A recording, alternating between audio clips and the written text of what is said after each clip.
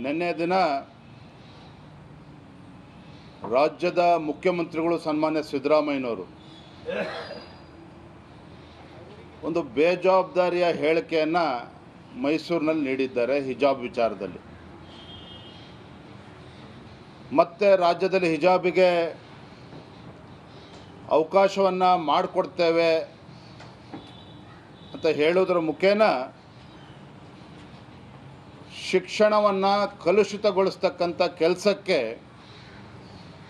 ಸ್ವತಃ ಮುಖ್ಯಮಂತ್ರಿಗಳೇ ಕೈ ಹಾಕಿರ್ತಕ್ಕಂಥದ್ದು ಈ ನಾಡಿನ ಒಂದು ದುರಾದೃಷ್ಟ.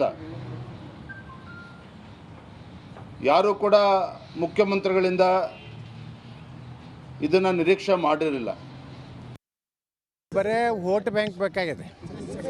ಅವರು ಶಾಲಾ ನಿಯಮಗಳು ಎಲ್ಲರಲ್ಲಿಯೂ ಒಂದು ಕಾಮನ್ ಸಮವಸ್ತ್ರ ಬೇಕು ಅನ್ನೋಂಥದ್ದು ಒಂದು ಶಿಕ್ಷಣ ನೀತಿ. ಕೇವಲ ಸಿದ್ದರಾಮಯ್ಯನವರು ಒಂದು ವರ್ಗವನ್ನು ತುಷ್ಟೀಕರಣ ಮಾಡಲಿಕ್ಕೆ ಮತ್ತು ಅವರಷ್ಟೇ ಮುಂದಿನ ಲೋಕಸಭಾ ಎಲೆಕ್ಷನ್ದಾಗ ವೋಟ್ ಹಾಕ್ತಾರೋ ಅನ್ನೋ ಹಂಗೆ ಮಾಡ್ತಾಯಿದ್ದಾರೆ. ಕೊನೆಗೆ ಏನಾಗ್ತದೆ ಅಂದ್ರೆ ಅವ್ರದ್ದು ಅಷ್ಟೇ ವೋಟ್ ಬೀಳ್ತಾವೆ.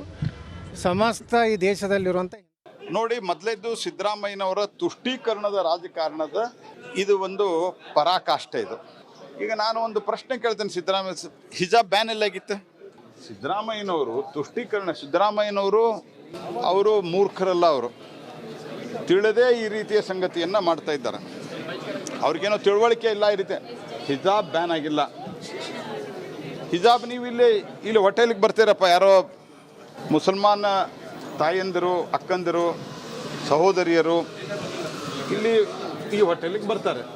ಅವ್ರಿಗೆ ಹಿಜಾಬ್ ಹಾಕೊಂಬರ್ಬೇಡ ಅಂತ. ಹಿಜಾಬ್ ಬ್ಯಾನ್ ಅರ್ಥ ಏನು? ಮೊದಲು ಸಿದ್ದರಾಮಯ್ಯನವರು ಇದನ್ನು ತಿಳ್ಕೋಬೇಕು, ಅಥವಾ ತಿಳಿದಿದ್ರು ತಿಳಿಯಲಾರದಂತ ಏನು ವರ್ತಿಸ್ತಾ ಇದ್ದಾರಲ್ಲ ಇದನ್ನು ಬಂದ್ ಮಾಡಬೇಕು. ಹಿಜಾಬ್ ಬಂದಾಗಿರೋದು ಸ್ಕೂಲು, ಕಾಲೇಜು ಮತ್ತು ಇತರ ಕಡೆಯಲ್ಲಿ ಯೂನಿಫಾರ್ಮ್ ಇದೆ, ಅಂದರೆ ಡ್ರೆಸ್ ಕೋಡ್ ಇದೆ. ಆ ಡ್ರೆಸ್ ಕೋಡ್ ಇದ್ದಲ್ಲಿ ಡ್ರೆಸ್ ಕೋಡನ್ನು ಫಾಲೋ ಮಾಡಬೇಕು.